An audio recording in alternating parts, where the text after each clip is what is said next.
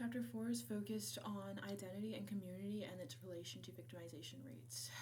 The first comparison that victimologists are making in this chapter is between crime rates in countries.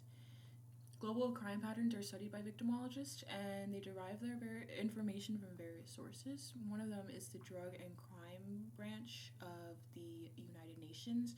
Another source is the EU. It has its constituents report the crime rates in their respective countries, and then Interpol has their data publicly posted. And victimologists have to use all of these and kind of sift through and delineate what crimes equate to what crimes in different countries, because there's not a standardized set of definitions for crime. There's not even a standardized set of enforcement, and there's not even a standardized set of reporting protocols. So in one country, an individual might feel more empowered to report a crime than in another, and some countries might not even be truthful about the crimes that are actually going on.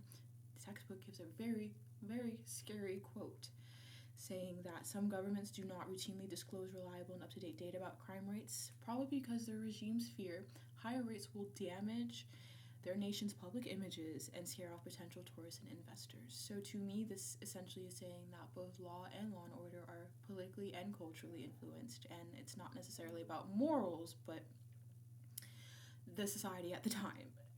But when we're talking about the United States, there are some statistics that can be pulled and relied upon, and it's been shown that, it's often those who are already in marginalized groups that are the ones that are most likely to be murdered.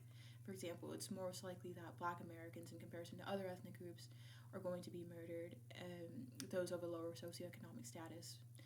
When we're going away from murder and talking about things like burglary and car theft, which are not violent crimes, but they are interpersonal crimes and they are targeted crimes, they are also culturally influenced. The textbook is an interesting example of it's more likely that your pickup truck will be stolen if you live in Dallas, and it's more likely that your foreign Japanese model car will be stolen if you're living in Los Angeles, just because that is more relevant to the area specific to which you're living in, and so that is important to victimologists because that is just another factor of who, what, where, and why. Burglaries influenced more so by the infrastructure of the house. So if it's perceived that there's no security system, you're more likely to have your home robbed.